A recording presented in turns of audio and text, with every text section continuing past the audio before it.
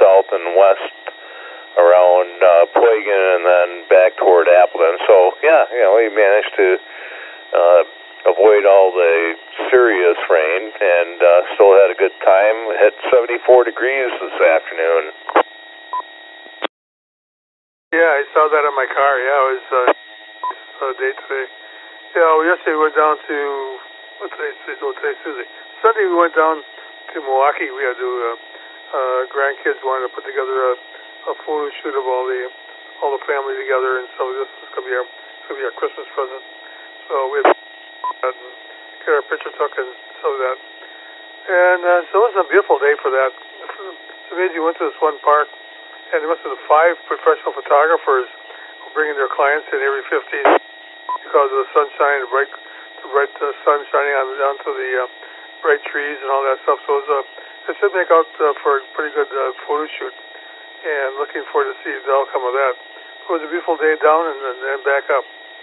So yeah, it's going to change though very soon in the KQS. Didn't go quite that far south, but pardon me, like I said, we crossed over between or across the Wolf at Winneconne and then went down to County D as in Delta and cut west and stopped at the Hill Tavern, Hill Bar, whatever, and then worked our way over towards Highway 49 and then we stopped over on the Wolf River, but everything is closed up there. Apparently end of season was a month ago or whatever, but we did stop in Fremont. And then 2 of us stopped over in Appleton, and now I'm back at the home QTH. Over. That sounds like a really nice ride. Oh yeah, just out and about, get out of the house a little bit too, and the weather's nice and warm. Roads are they're not snow covered, but they are fairly a little damp here and there, with leaves on them and stuff. But yeah, that is a nice ride for sure. And I imagine a lot of guys wanted to get out on their bikes today being so warm. Yeah, the prettiest area that I remember seeing was we were at westbound on County D, and we got to State 49, turned north, and a couple of hills there, and really pretty colors, and the wind hadn't blown everything down yet, so it looked really good. And we had probably I would say probably a 5 to 6 mile stretch that we ran on 49 where the colors were pretty cool to look at. Over. Oh, absolutely, yes. And the trees do have leaves on them, top to bottom. They aren't going away very soon either, I don't think. But yeah, the sumac, I was surprised at how scarlet the sumac turned because they were dark red. Last time I saw them, all of a sudden they were just a brilliant red, and it really made a difference. Yeah, it's one of my one of my favorite plants is the sumac. When that turns red, towards the early part of fall, and buddy of mine has a couple acres out in Talon of Ellington, and 30 years ago or so, I think I explained to him that was sumac, and he's looking at maybe making a midnight ride and harvesting 1 or 2 and planting them on his home property, but so far I haven't seen that happen. KD9MIL. This is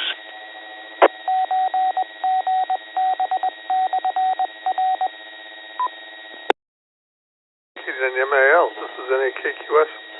Yeah, I was one of the people we golf with on Thursdays, which we aren't doing anymore this year, but yeah, he was talking about doing the same thing. He'd like to have some sumac on his property, and I guess they do grow like weeds. I guess there's quite a variety of different types of sumac as well.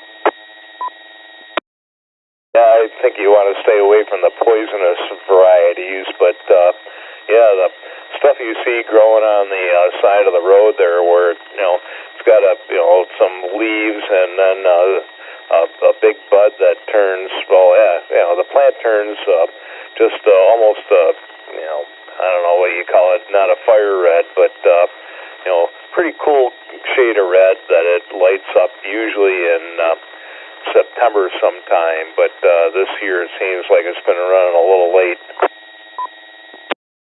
Yeah, I think the dryness has a lot to do with that as well as what the colors are. And but yeah, there's the tall variety and there's a shorter variety, and so it's quite a few different things. So well, I gotta get ready. I'm running the net here in about 3 minutes. So nice to hear you there, Dan, and hope to hear you again here shortly. This is NAKQS. Hey, Dave, NAKQS, KD9MAL, Dan. I'll hang around. I will not step on the net, but I got my analog clock wound up, and it says it's 6:58, and it's still ticking. So I'm hoping I've got 2 minutes or so. Maybe you can. Never mind. I see it's 6:57. All right, Dave. Catch you in a bit. KD9MAL.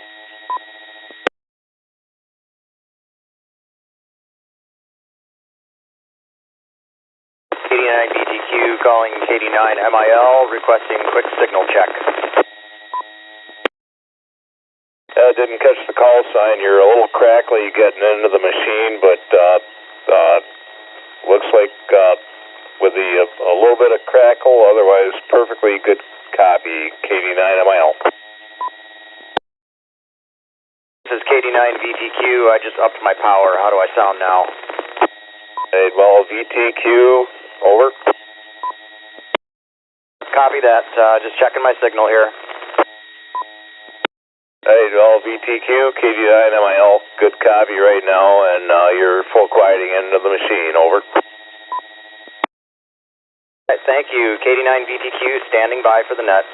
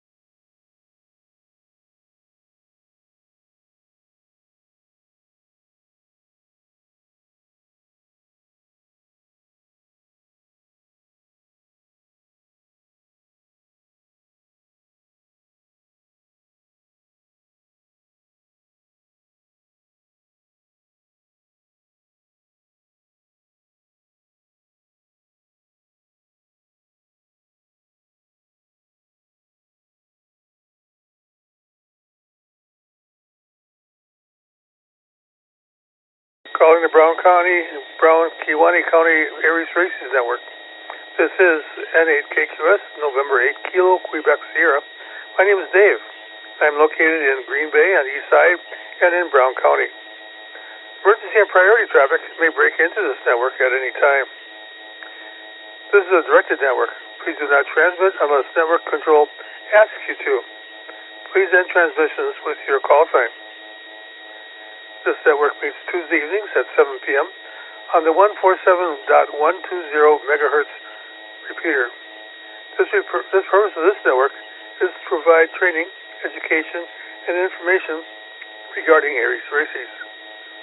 The network is also a part of the National Traffic System and is available for formal NTS traffic. Break. This is with traffic to list. Say your call sign and the word traffic.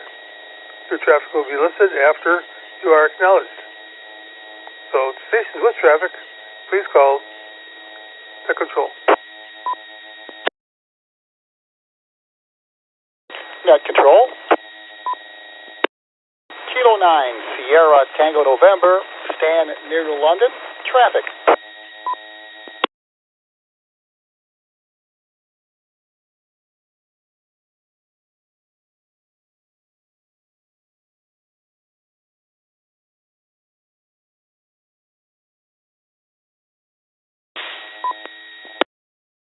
Okay, listing traffic. I have one piece of formal traffic for Newham and Pulaski.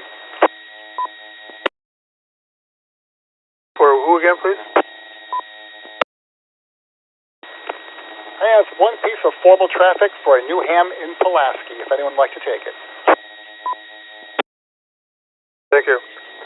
Are there any stations out there willing to take traffic for Pulaski? Over.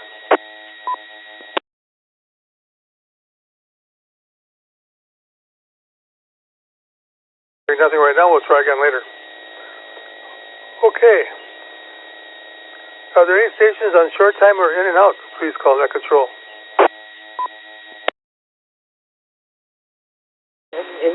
KUS.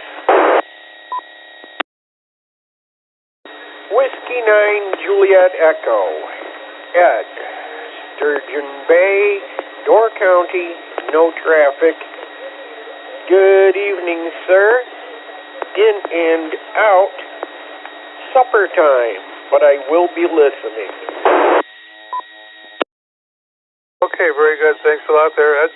And we'll, one of these days we'll have to ask you what's for supper. But that's okay. What's tonight? Thank you. Okay, now we'll begin regular check-ins. Please give my call. Listen. That means take your finger out to push the talk button. Then give your call to avoid doubling. We're holding traffic right now for Pulaski. Anybody who has willing to take that, please call.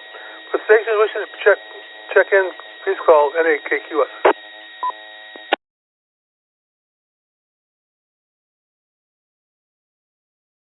KQS. This is Kilo Delta 9, Victor Tango, Quebec. Sam, east side of Green Bay, no traffic.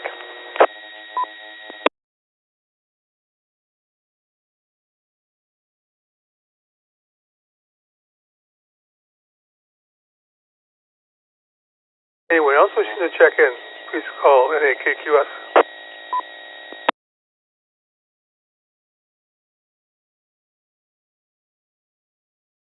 Sam, it seems like it's you and me so far.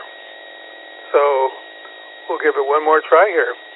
This is NAKQS, that control for the Kewaunee County Restorations Network. Anyone wishing to check in, please call NAKQS now. NAKQS. NAKQS KD9MIL Appleton, not an AERES races member, and not sure I should be checking in here, or did you have another call coming over? That's fine. That's fine. We'll, we're hoping to have people who check in here eventually are enjoying themselves enough to stay on here and listen in and probably get interested in joining the AERES races group. But thanks a lot there, Dan. We got you there. And Appleton, is that right? Roger, Appleton, yeah. A couple of blocks east of St. Pius here, over. This is the K9GB repeater. Okay, thank you, Dan. Yeah, I know where that is too. I've been in St. Pius before. Anybody else wishing to check into the set, please call NAKQS.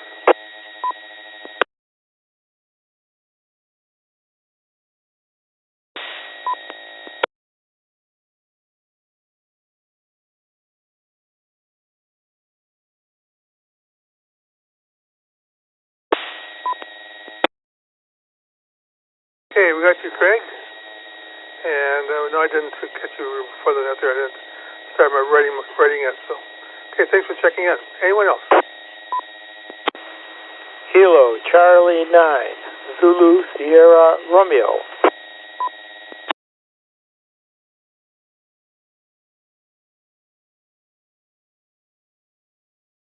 Okay, that's Fred over here on the east side of Green Bay.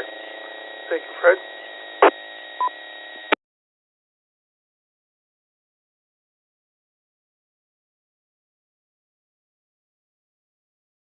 Okay, we'll break it right there. So far we have K9STN, Stan, with holding traffic for Pulaski. W9JE is with in and out. KD9VTO, Sam, over here on the east side of Green Bay. KD9MIL, over in Appleton. KD9YJH, over here we're on the west side of Green Bay here, I believe. And Fred, KC9. Could you believe, Fred? I forgot. I didn't get your call sign right. I got somebody else's call sign here. Could you repeat your call again?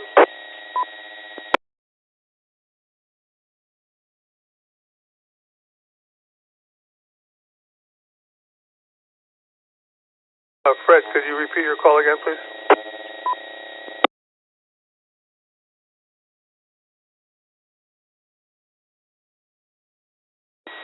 Okay, Dave. I just woke up, so I'm sorry I'm a little bit late. But anyway, it's KC9ZSR. KC9ZSR. Okay, I know that is like the back of my hand, but I think I have my gloves on. Okay, thanks a lot, Fred. Appreciate that. Anyone else wishing to check in, please call Net Control. This is N8KQS.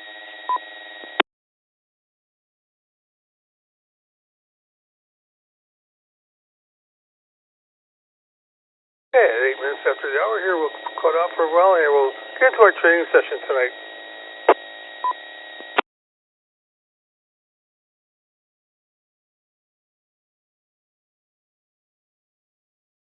Tonight's training session is about deployment. Emergency deployments.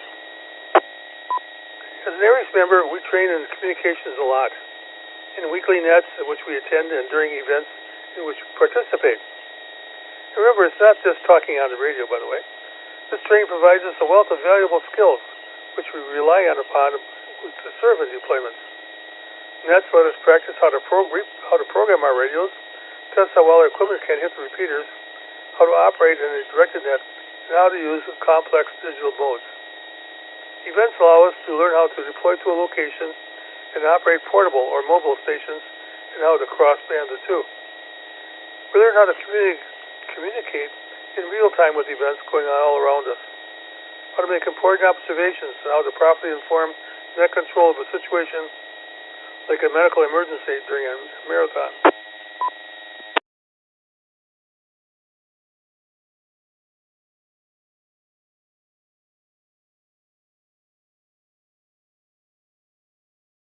In addition, our served agencies ask us to obtain formal training in FEMA's Incident Command System and the National Incident Management System. We need all this training to perform it well as an emergency communicator. You can't just show up on the scene of a disaster, pick up a microphone and talk without all this training and practice.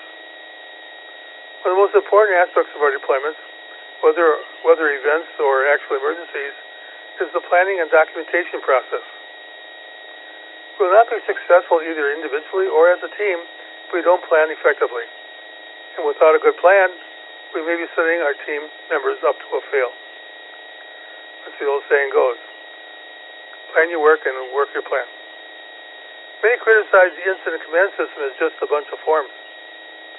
Nothing could be further from the truth. The forms are an important way to make sure that there is a solid plan underpinning the deployment that is thoroughly thought out and is communicated to members in an effective way. By operating within the plan, each of us becomes a force multiplier to achieving the goal of the deployment. In addition, forms collect important information about what happened and when during a deployment so that leadership can go back and analyze later and suggest improvements for the next one. One person one time said, if it's not on paper, it didn't happen. So that's something that was interesting when I heard that. Here are some of the forms we use to plan a deployment, which you'll see and use when you participate.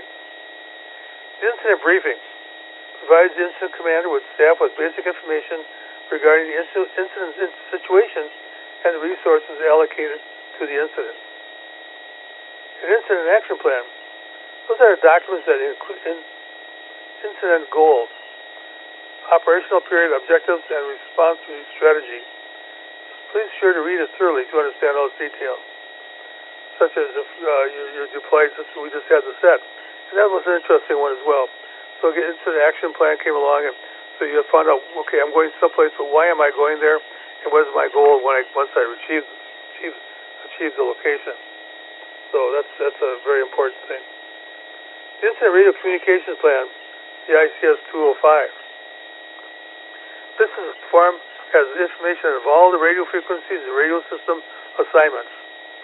So so you're given with this form 205. You want to know where to turn your dial to. That's right there. So all on that form. The General Message Form was the ICS 213. This we practice on once in a while. It's used to send any message or notification to incident personnel that requires hard copy delivery. If it's written down, it's there. You can refer back to it, not just by having somebody say something to them and try to remember it. It's right there on the paper, so they know what to do. The activity log, the form ICS 214. This records details of notable activities at any ICS level, including signals resources, equipment, task forces, etc. These logs provide basic incident activity documentation and reference for any after-action report. AERES members should always carry an ICS 214 in their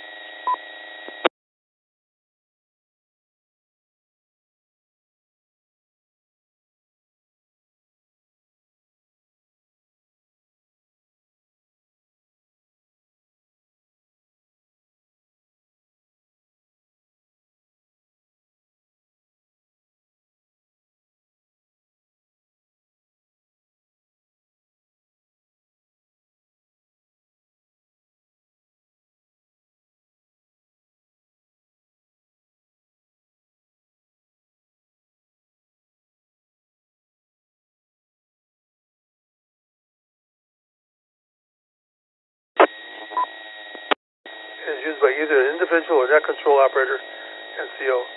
These logs provide the basic reference from which to extract communications traffic history. And right in front of me right now, I have the ICS form 309, and filling it out when I'm not talking. I'll fill it out and keep track of all everybody who checked in here tonight, the time they came on, and those kind of things. This is part of the logging system. Shows who was all here and did that.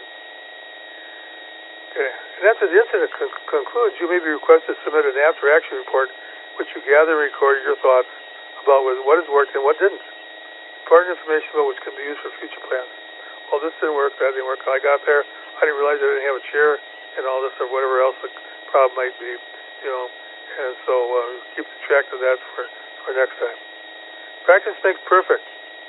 Participating in events can help you practice using your equipment and communicating in real time with things going on all around you. It provides opportunities to practice during the ICS forums, which will help you understand the plan for the deployment and your part in it. Well, that concludes tonight's training as far as this goes. This is an KQS. I have a part 2 to this as well, seeing we only took 4 minutes to go through this one. And if you bear with me, I'm going to call that up. This is the K9GB Repeater.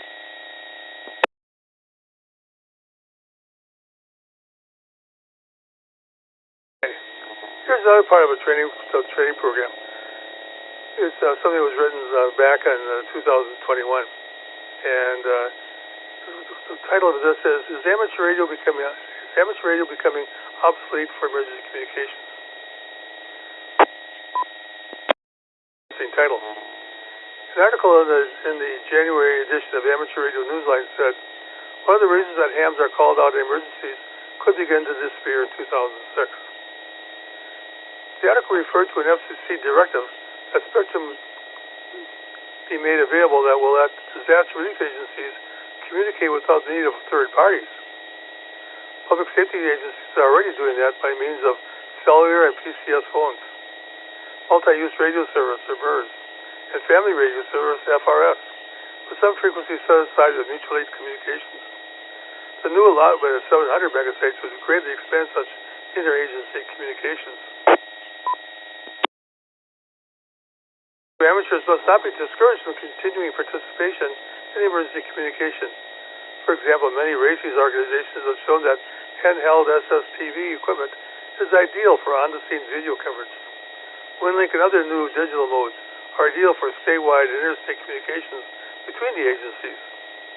Nevertheless, the need is for amateur radios to consider themselves as a part of a reserve communications organization trained to provide communications on public safety frequencies, not just amateur frequencies.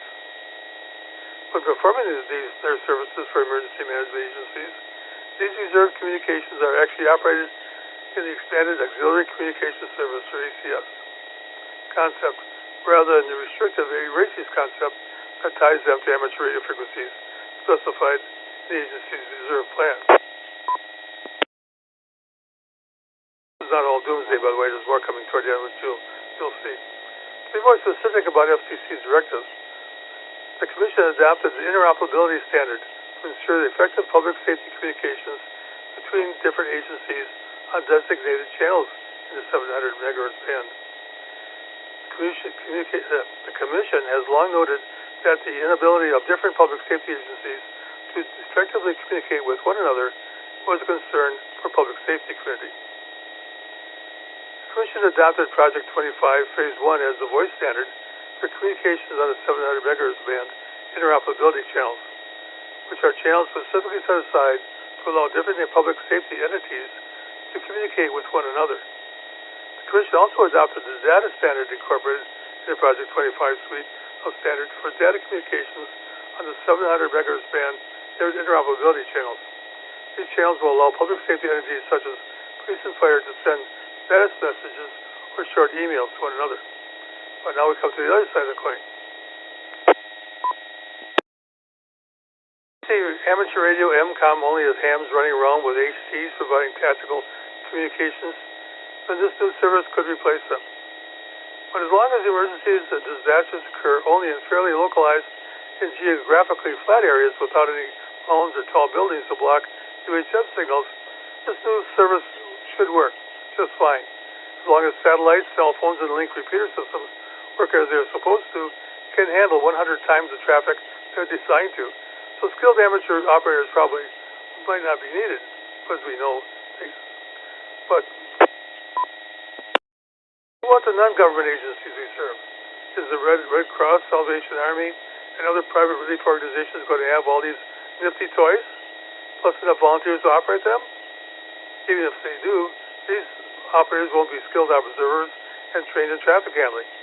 And what about the need for communications beyond the horizon, and the telephone and email lines are kaput?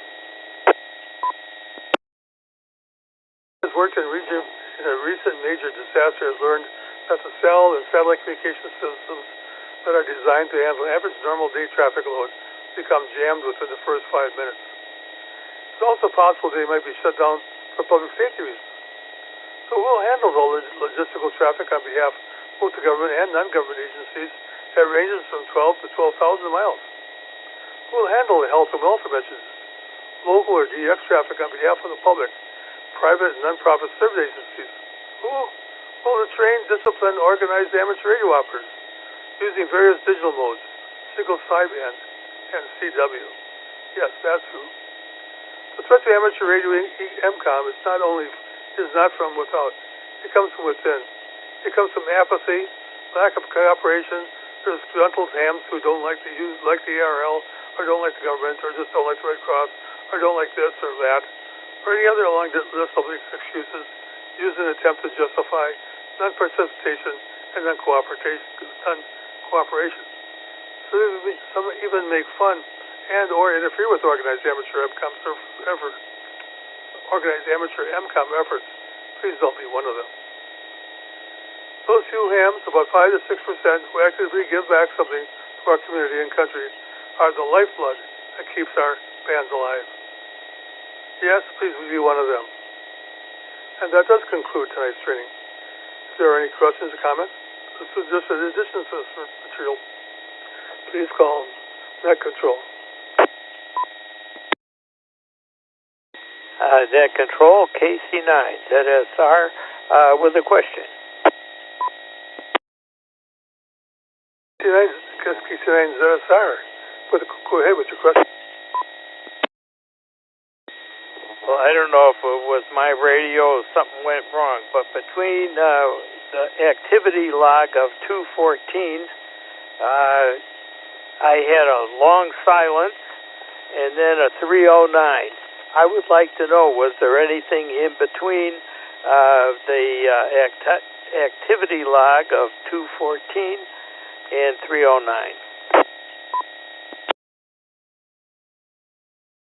Yes, it was. We had the general message form 213, and then we had the activity log ICS 214, which records the details of notable activities of any ICS level, including signal resources, equipment, task forces, etc. These logs provide basic incidents of activity documentation and reference for any after-action report. Does that help, Fred? But then you also mentioned 309. My question was there anything in between 214 and 309?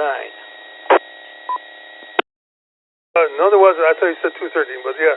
It was 213 to 214 and the 309. Okay, that answers the question. Almost sounds like somebody calling off the radio, calling off the train schedule. Anyone else? K9STN. STN, go ahead. Okay, interesting subject tonight. One thing to remember is when you do deploy on an official event or incident, the ICS 213, 214 are become legal documents and must be turned into the communications unit leader or COM-L at the end of the exercise or event. And what you want to do is make a copy of that, either take a picture with your cell phone or get a Xerox copy of it, because that's going to be stored, and after the actual incident that occurs, will be part of a legal document in case there's ever a need to go back on that. So always keep copies of that. And that goes for the ACS 309 also. Make sure everything's documented properly. Don't leave any blank lines for dates, times, because if you do, and there is actually a investigation, and they go back, well, how come you didn't fill this out right? If you can't fill out the date and time right, how do we know you fill out the other part right? So expert documentation is critical on these. So when you do deploy on an actual AERES or Oxcom type incident, make sure you have all that all up to stuff. K9STN. This is the K9GB repeater. That's absolutely true, and like I said before, our emergency manager told us too. But if it's not written down, it didn't happen. So it's you have to prove yourself to what you were doing on the job when you're doing it, and also to some important things what had happened during that time that they're trying to track down and find out what happened to that information. Very good, Sam. Or Stan, I'm sorry. But true. One more time, by the way, we do have traffic listed for the Pulaski area. Anybody willing to take traffic for the Pulaski area? Call Net Control.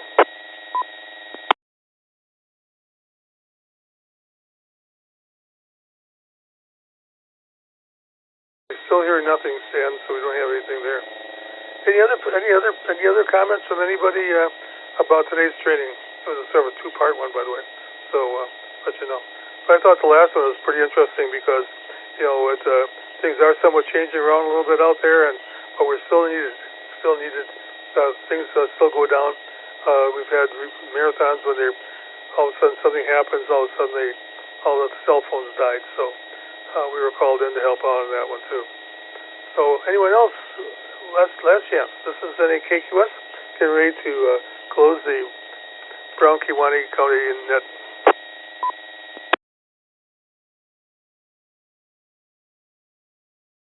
Net Control. Net Control here. AD9UKA. Kyle and Menasha. I apologize for not checking in earlier, but the other half needed me right at that second. So I just wanted to say check in and say hello, and no traffic. Thank you. Okay, thanks a lot. Got you written down here. All check-ins are welcome, that's for sure. Okay, as I got my paperwork out here now, we go ahead and notice I got my weather one instead of my regular one. Okay, thank you everybody for participating in the Brown Kewaunee AERES Network. Thank you for the Green Bay Mac and Key Club for allowing the use of this repeater. I'm going to close this network at military time. It would be 1927. So 73s, everyone have a great rest of your week. And Hope every day is as warm as today for the rest of the year. NAKQS clear and out.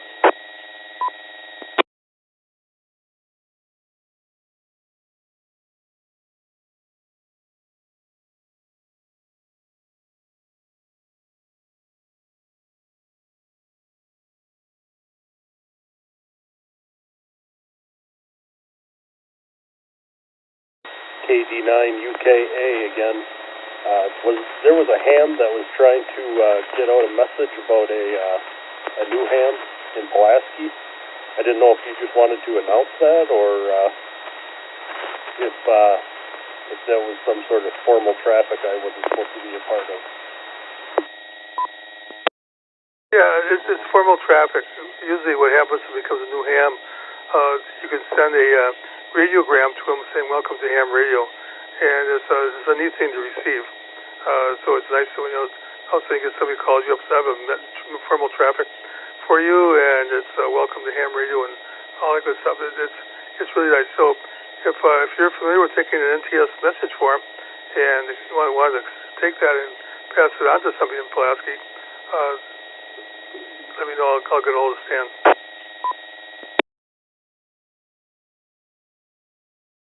Yeah, I'm not exactly sure how that works, but you send them something like in the mail saying congratulations or whatever, or on the air. Or... Actually, it's almost like a telegram type of thing. It's a form you fill out. It's 25 words or less kind of thing. It's if you should look that up and learn how to do that. It's called a ARL radiogram. Look it up sometime, and you'll see the form itself, and there's an explanation how to use it. It's used quite a bit in ham radio to pass messages, especially even welfare messages during a disaster. Somebody wants to know if their loved one is safe. There's a part of that you could use for sending out what's called a welfare form, a welfare message of it, and it can be sent that way. So that's what usually when you have formal traffic. Person says I have traffic for, let's say, Pulaski, like this one, and then somebody might live nearby would say, "I'll take it," and then they take and they'll pass the message to that person, and that person who accepted the message will either call somebody on the telephone or hand them a piece of paper or a formal message to that person. And like I say, it's like a telegram type of thing, but. That's how you pass messages all the way across the United States that way. Comment? Comment. Yes, sir. It's called the National Traffic System, and there's a variety of nets on VHF, HF frequencies, and they handle traffic every day. In Wisconsin, if you have HF privileges, at noon on 3.985 megahertz, we have the Badger Emergency Net. They need every day. And they do pass traffic within the state. And at 1700 local time, same frequency is the Wisconsin Sideband Net, and they handle traffic in either radiogram or ICS 213 formats. And the station was asking about it. If you want to send me an email at my call sign, Kilo 9 Sierra Tango November at fastmail.com, I will send you a short training package and some sample radiograms that you can take a look at and get an idea of it. Get on STN.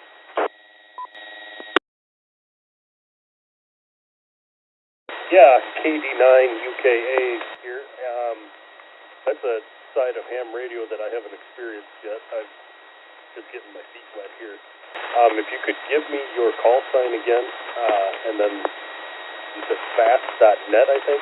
I've got the paper now. I can write it down. Roger. Amateur call is Kilo 9 Sierra Tango November at Fastmail.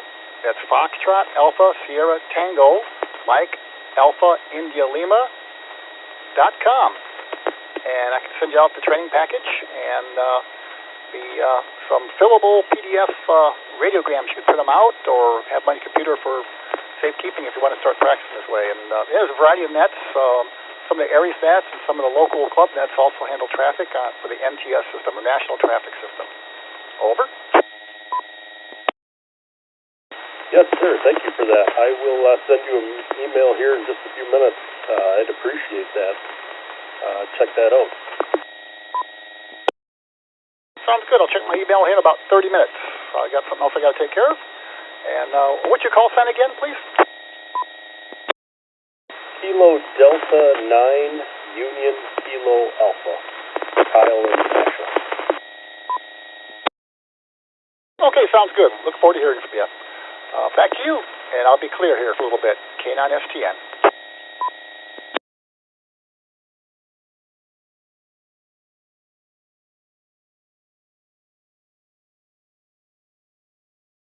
KQS. Well, thanks for asking that question and getting hold of Stan there and getting that information. It's good to have more people knowing how to utilize that system. They say it really works well. It's been used for years and years. And KQS, clear.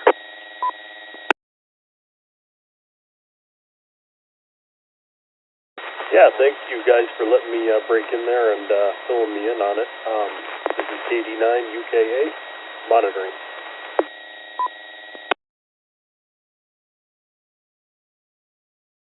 KD9 MIL Appleton monitoring. Just had a couple of small cells blow through. I don't know which way they were going, but pretty good sprinkle and then nothing. This is the K9GB repeater error.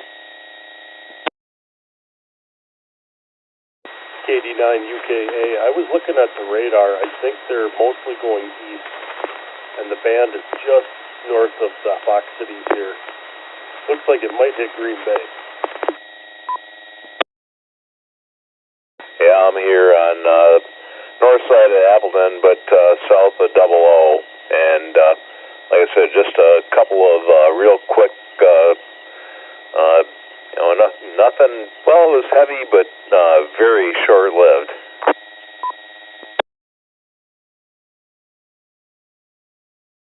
KD9VTQ here in Green Bay. Yeah, it looks like everything is just north of Green Bay and skirting the north side of the bay. And there's a few things developing south of Green Bay, which are also splitting to the south side. Green Bay seems to be in a little calm pocket right now, and there's no rumbles outside. I've seen rain like that in probably 10, 15 years. You guys doubled.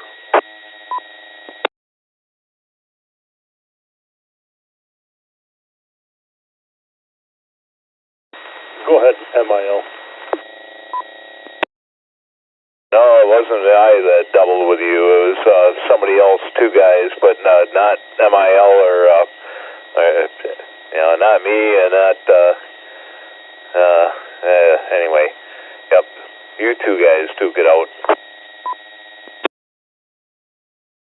This is KD9VTQ. I was one of the stations that doubled. Yep, go ahead.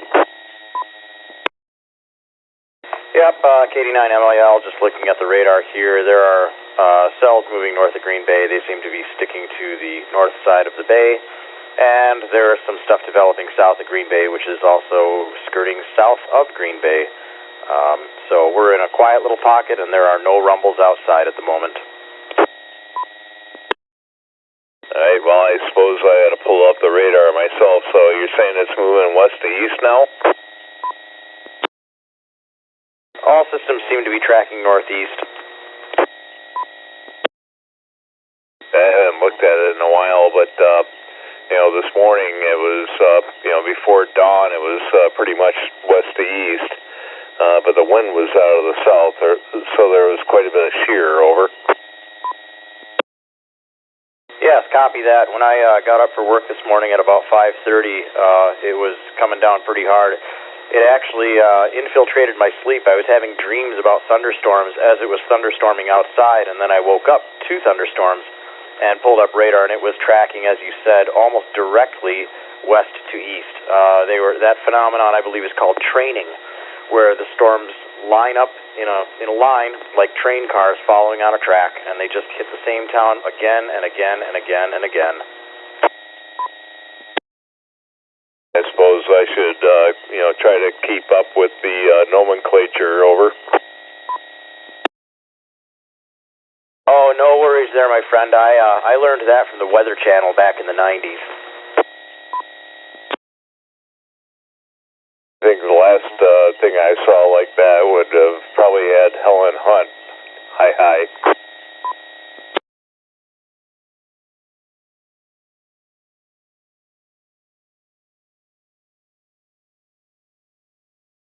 Yes, this morning was definitely some good storms, though. Even on the drive into work, there was plenty of cloud-to-ground strikes and quite a little light show. Yeah, I took the XYL over to her procedure over on the south, or actually the west side of Appleton, and going out by the airport. And, we were both yelping, seeing the light show that was going on. Wow, hey, wow, cool.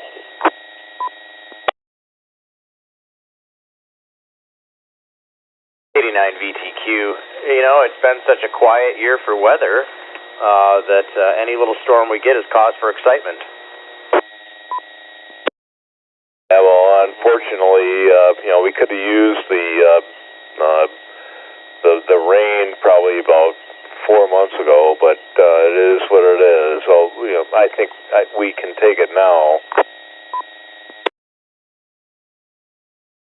Well, I'm not going to pray for any more because otherwise that'll come around and bite us with feet upon feet of snow, which I really don't need.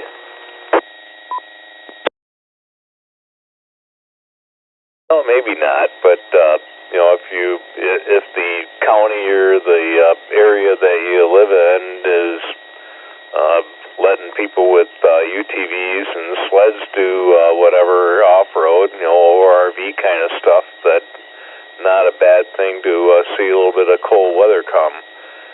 Especially if the growing season's already over and you're just hunkering down, hoping that you'll have not too dry or wet a spring.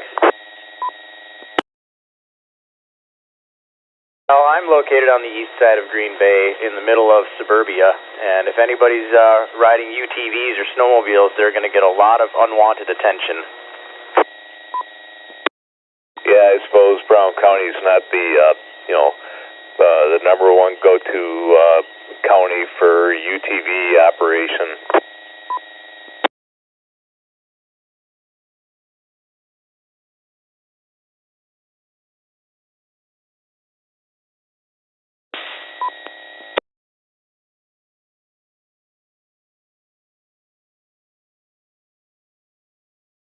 Yeah, a buddy of mine, he's got some property up in Merrimack County, up on the flowage between High Falls and Cauldron Falls, and got himself a dandy of a machine. I'm trying to talk him into letting me put a GMRS 50 water on it, but he's kind of wincing at it.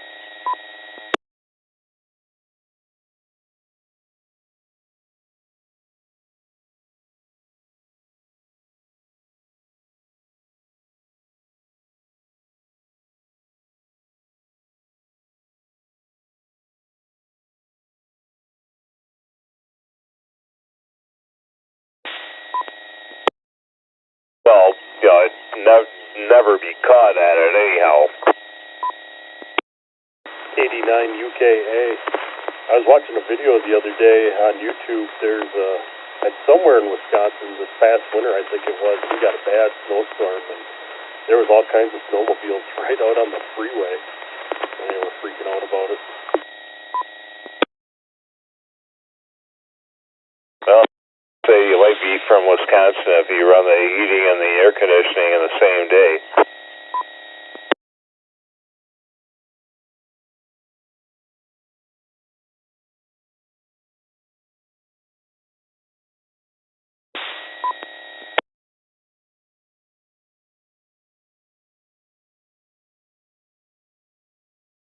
This is KD9BTQ. I don't remember what year it was, but I was watching TV one winter, and one of the eastern cities, like in New York or Pennsylvania, somewhere over there, got this unfathomable amount of snow, like over 3 feet, and it shut down every road and highway, and they called on snowmobile owners to shuttle doctors and nurses back and forth to the hospitals. It was pretty interesting, and that went on over 2 or 3 days. I saw that happen once in North Dakota, I think, but that was back in like the 60s or 50s. The KD9MIL, I thought I heard of something like that out on the East Coast somewhere, but I can't swear to it. Over. This is the K9GB repeater.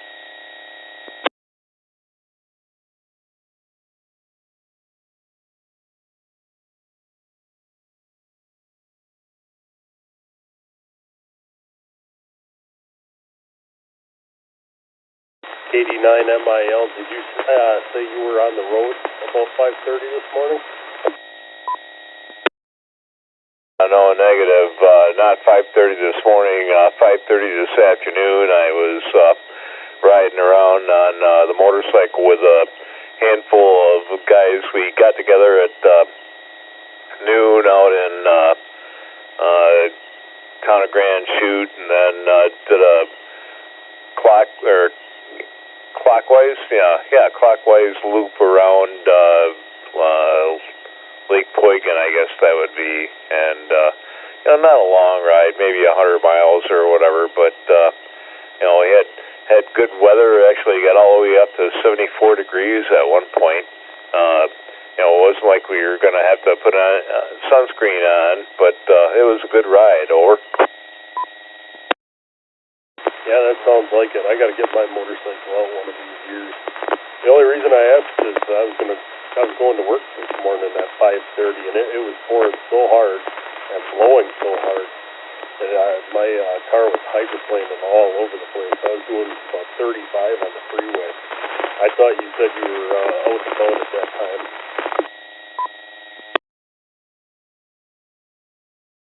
Now, a couple of days ago, I forget what day it was, but afternoon, it had been raining, and I twisted the throttle getting on to 41 southbound at exit 150, I guess that is, and they've got a little bit of, I'm not sure what to call it, a line of snot that runs along the seam of the right southbound lane, and you have to cross it when you're going from the on-ramp onto the right lane of travel. And I got across that thing, and it was raining a little bit, and I spun the back tire, and I had to just close the throttle and get onto the thoroughfare, and then get into sixth gear. Over. Yeah, you got to watch it this time of year. I was thinking about that earlier with the leaves falling around town. With all this rain, they get wet and nice and slick when you're going around the corner. Yeah, I mean, the trees around me are real pretty, but a lot of them are shedding leaves, and the city hasn't come through. And if I were to do something stupid coming out of my driveway heading over to Marquette Street, I'd probably end up with the bike, into the curb somewhere. Yeah, I believe it.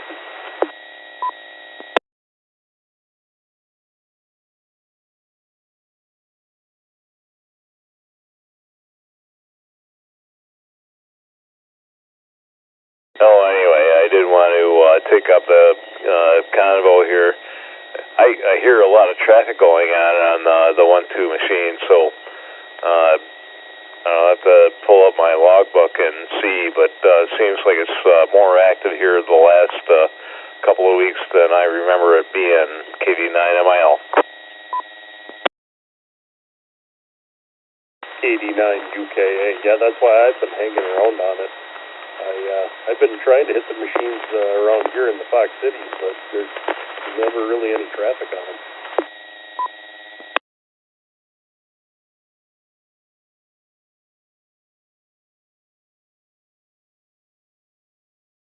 Well, I've worked a few people around here on simplex 4.6 and 5.2 and whatnot, but the 7.2 machine or the 1.2 machine, that's been, I can hit that damn thing with my motorcycle,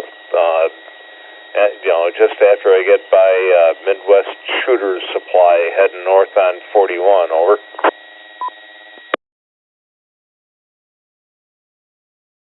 So you've been doing simplex on 4.6 and 5.2?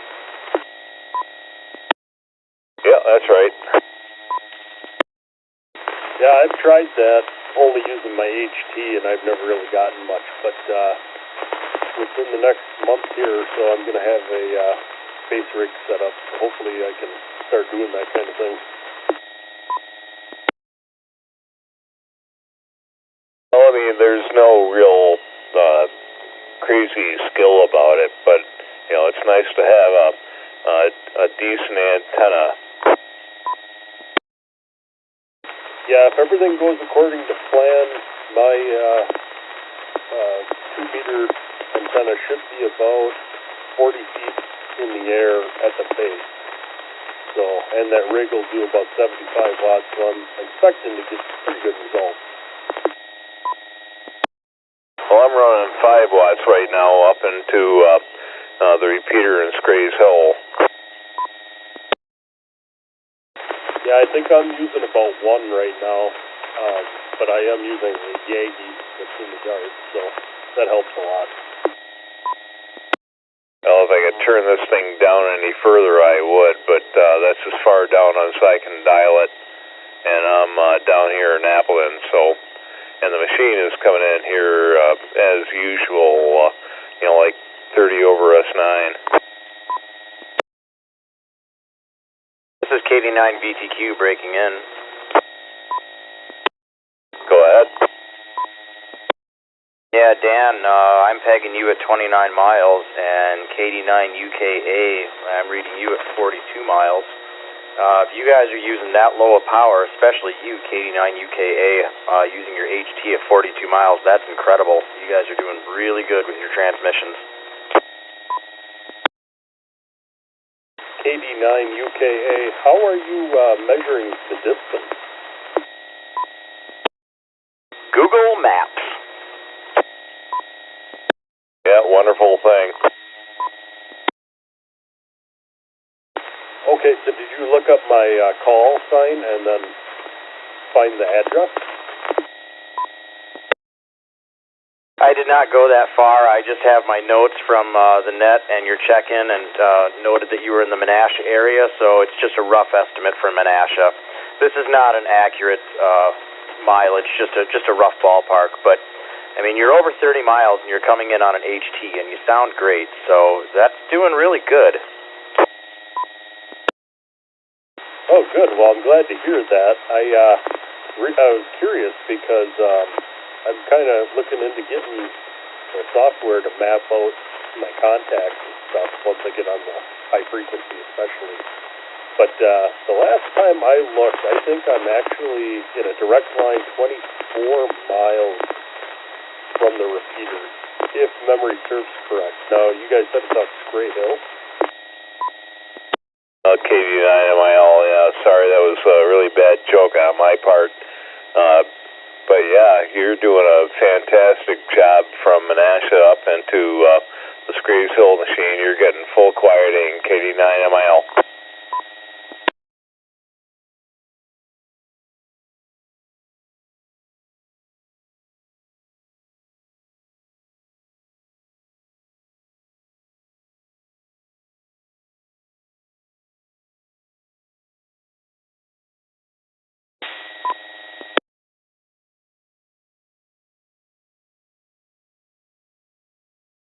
This is the K9GB repeater.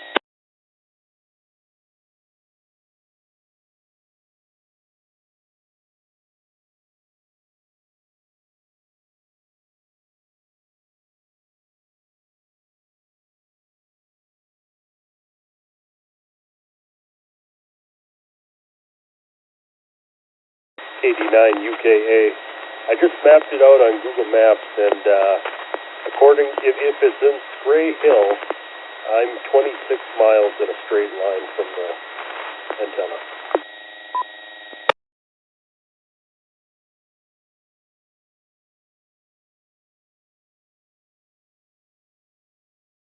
Well, KD9MIL Alden. Like I said, I've hit that machine as far south on 41 as the other side of Fond du Lac, right around Midwest Shooter's Supply in Lomira, right, just fuzz north of that, right in that area, right, with a Tram 1480 antenna. Over.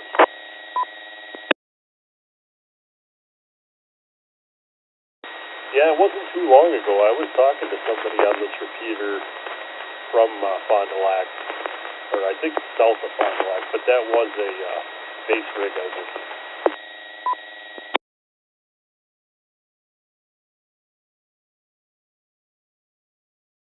You know, this thing's pretty impressive, I think.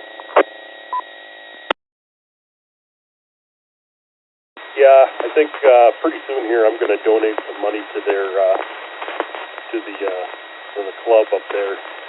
Give back for letting me constantly be on the air.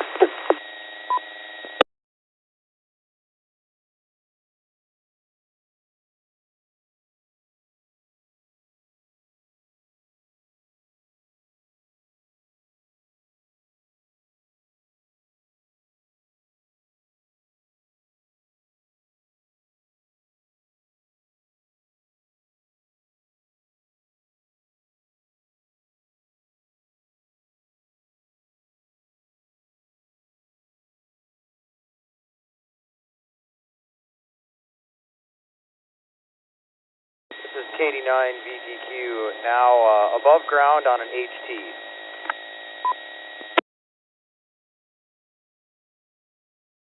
No, full quieting into the machine, KD9MIL. Thank you for that, KD9MIL. The full 5 watts is doing its job. Just stepped outside. We have a nice little thunderstorm and some rain here in Green Bay.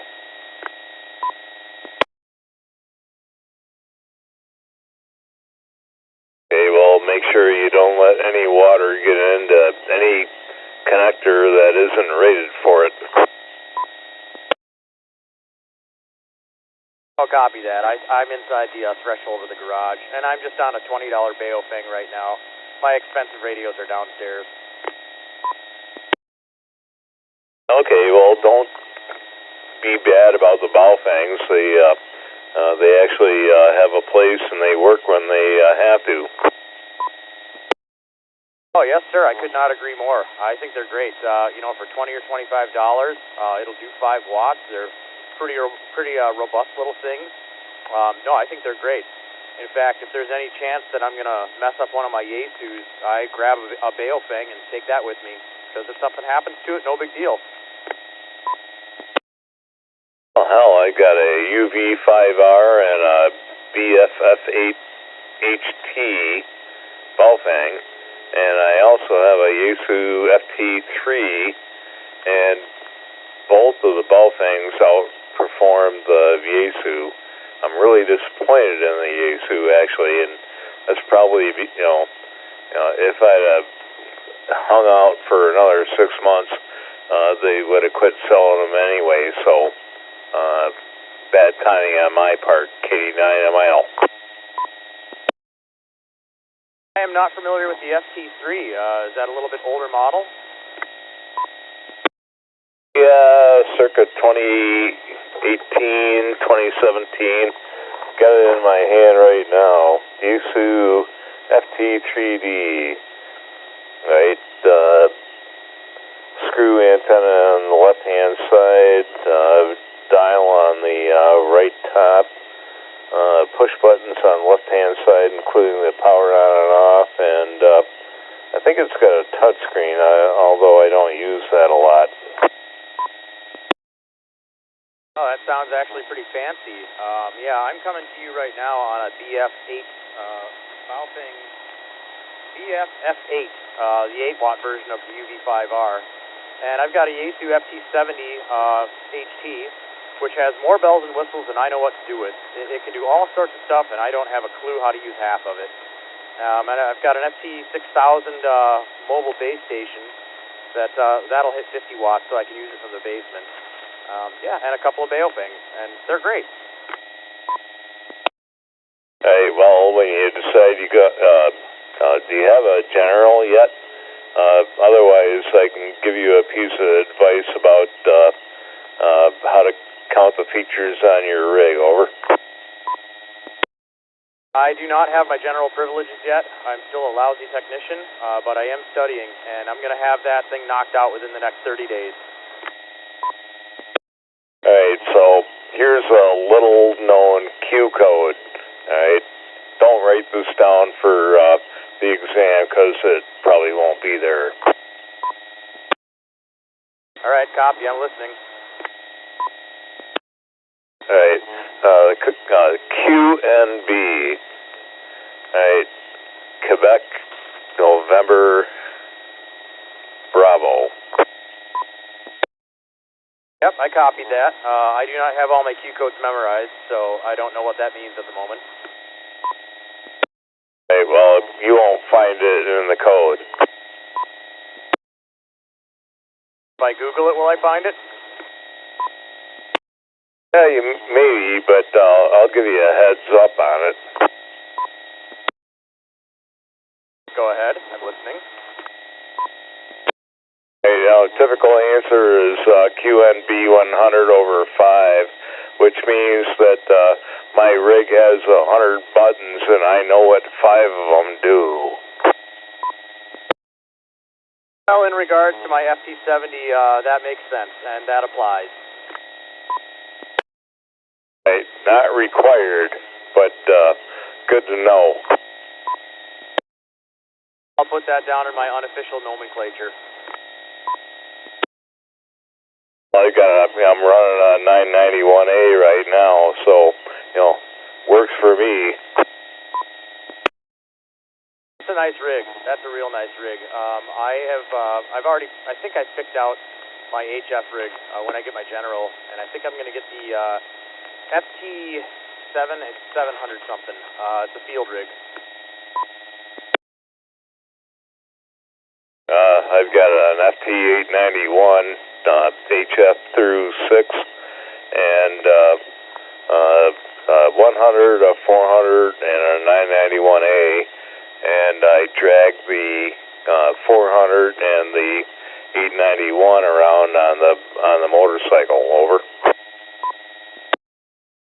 The 891, you must have a dedicated hard bag for that, because that's it's a portable unit, but it's not a mobile unit. It's kind of large, isn't it? Oh, it's kind of chunky, I'll give you that. An 891 is definitely on my long-term shopping list just because it's so portable and it will do 100 watts with all the bands. I'll probably put that in an ammo can and use an auxiliary battery box for that when I get to it. But that FT, I think it's called the FT710. That one looks really appealing to me. This is the K9GB Repeater.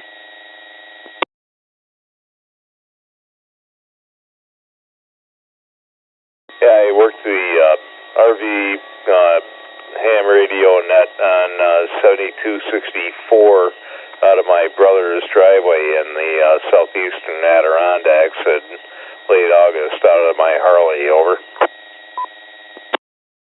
Copy that. That's putting mobile to a new term of mobile. That's pretty cool. Oh yeah, right. They call me the guy on the motorcycle. I think that's how most of us know you. You're the guy that rides a lot. At work, they call me the guy that rides and everything. Yeah, I used to be one of those back in the day. Well, I got to start thinking about applying for Medicare here next week. That doesn't sound like fun. You know, we all get old, hey. This is KD9BTQ. Yeah, I just went to the doctor yesterday for my annual checkup, and they scheduled me for my first colonoscopy. And they said, you're overdue. And I said, well, great. Why don't you just schedule a root canal while you're at it? And they said, don't worry, you'll be sedated, but the prep isn't too much fun. So I guess I'm at that age. Yeah, tell them to give you a Mac, and you can walk out in an hour. KD9UKA, my condolences. KD9BTQ, yeah, it's going to be a lot of fun.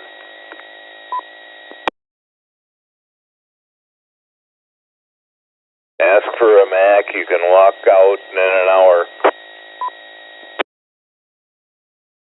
Alright, KD9MIL, you'll have to explain to me what is a Mac. Well, I'm not exactly sure how to explain it, but basically it's an alternative to general anesthesia, over. Well, if I can get my better half to drive me, general anesthesia sounds kind of fun. Okay, well that works too if you want to hang out overnight, you know. Otherwise, if you want to go home and, tip over and not spend the extra money, Mac might work for you depending on what you're getting done. Well, KD9MIL, now that you elaborated on that, that does sound like a better alternative, and I will write that down and ask for that by name. Well, in August of 2014, I had a deer jump out in front of me and, commit suicide and bust my ankle, and I rode around for a couple, 3 weeks. Finally got back here to the Fox Cities, and the surgeon that finally reattached my medial malleolus on the right ankle used PERE screws, and I told him, I said, don't give me a general, just give me a Mac, and I went home an hour and a half after the surgery, over. Well, that doesn't sound too bad, and then you get to stumble around the house in a daze while it wears off, and the sharpest object you're allowed to wield is a spoon while you eat macaroni and cheese. Am I correct? Okay, well, you don't want to have to make any life decisions after you get home, but, it's not as squirrely as you think. All right, well, when I get back down to the basement, I'm going to pull up the computer and look that up and get some more details on that. Yeah, because it sounds like they're going to refer me to a specialist in the next 2 months, and then I'm going to have to go get that done because, yay, middle age. Well, you know what they say, sucks to get old. Yeah, well, everything starts to hurt a little bit more.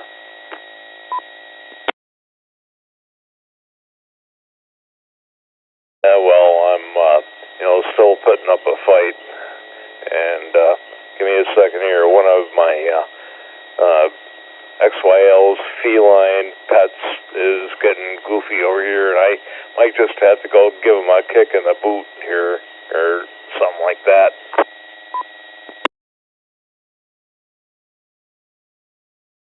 This is KD9BTQ. Yeah, we've got a feline here as well. We have 2 rescue labs and a cat, and the cat does not like thunderstorms at all, and she can sense the atmospheric depression coming on, and she heads for the basement and finds a place to hide long before it shows up.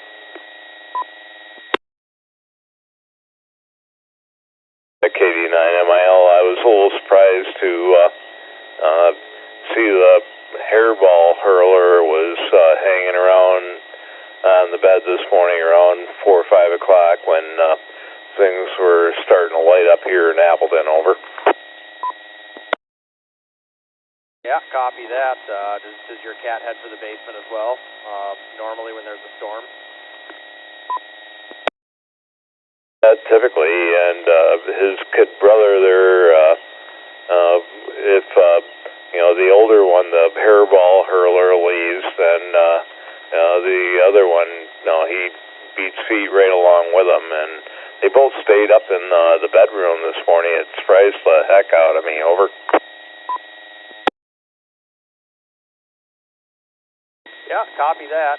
I don't know where our cat was this morning. I know that both dogs were snoring and drooling on the bed with us, as usual. They sleep right through the storms. They don't care as long as they're with their people.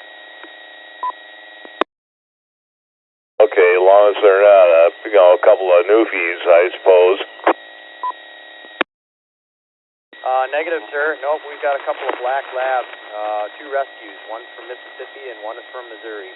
And our boy from Mississippi is the perfect gentleman, and our wild little girl from Missouri is just the most rambunctious little thing you've ever seen. She's if she was a person, she'd be wearing little white crop tops and stealing Dad's pickup to go hang out with boys at the gravel pit.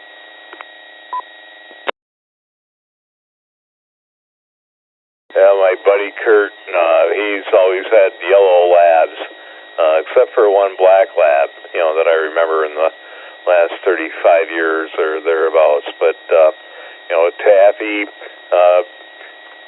he told me a story one time where the mailman was coming down the street and Taffy got loose and was running at the mailman, and Kurt thought the mailman was going to get killed, and next thing he knows, the mailman's got a treat for Taffy and everything's all cool. Well, since we're rag chewing, I've got a quick little story. I grew up in Chippewa Falls across the state, but I was born in Oregon. And my parents moved here from Oregon when I was just a little baby, and they brought with one of their rescue dogs, well, both their rescue dogs, but one of their rescue dogs was a beagle, a street dog. Pause to reset. And this little beagle was this little stray that was found on the streets of Portland, Oregon, and she was super streetwise and had a big chunk missing out of her ear. She'd been in umpteen fights. Who knows what happened to her before my parents found her. So they bring her from the streets of Portland to the little town of Chippewa Falls. And this dog learned routines and learned when the mailman came by. And so my mom would let her out at 4:30 in the morning to go to the bathroom, and the dog would slip the fence and head downtown to the neighborhood bakery, and the ladies at the bakery would feed her yesterday's donuts, and then the dog would sit around and wait out back for the mailman to show up, and he would pick her up and put her in his Jeep, take her on his mail route, and drop her off at 8 o'clock in the morning back at my parents' house. And that went on for years. This is the K9GB Repeater. Okay, I'm still waiting for it.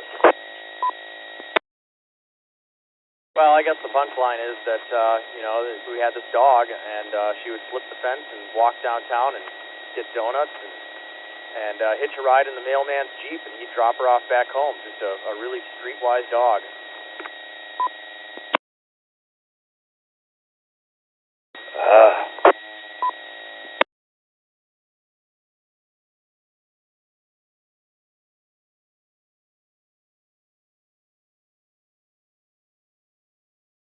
Culpa, KD9MIL.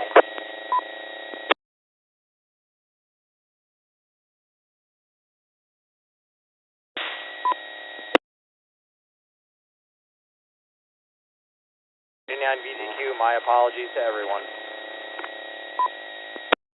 Okay, so I can stop groaning now? And I apologize.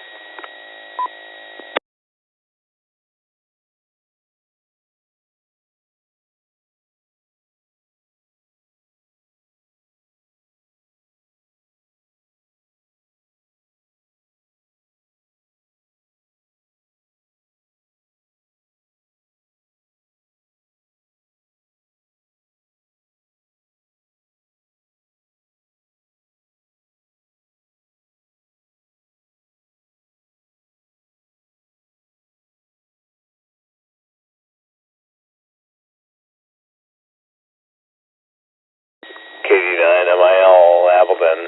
I'm going to take a peek out the window and see if I can see any weather. Over.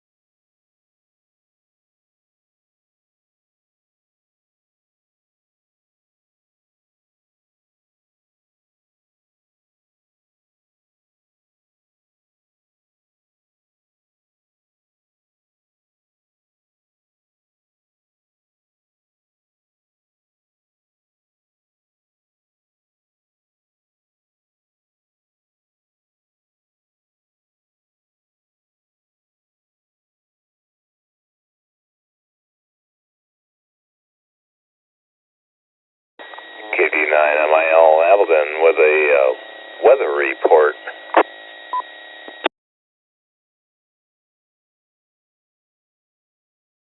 Go ahead, KD9MIL. We're listening. Well, ain't no big deal, but I got light rain here. Feels kind of nice. Temperature 70 degrees Fahrenheit. Not sure what the bar H is, but it's comfortable if you've got yourself a parasol. Over.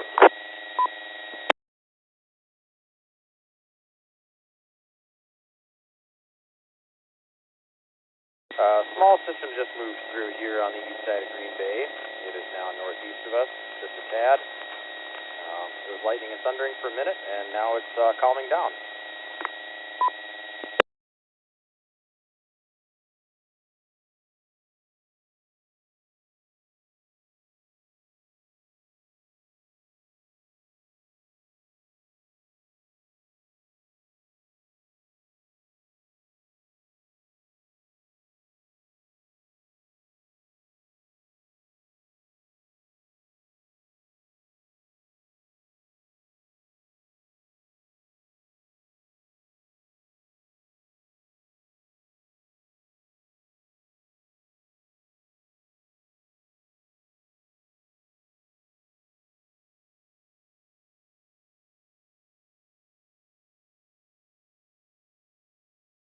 KD9MIL, yeah, looks like got a little bit of a quiet spot here coming up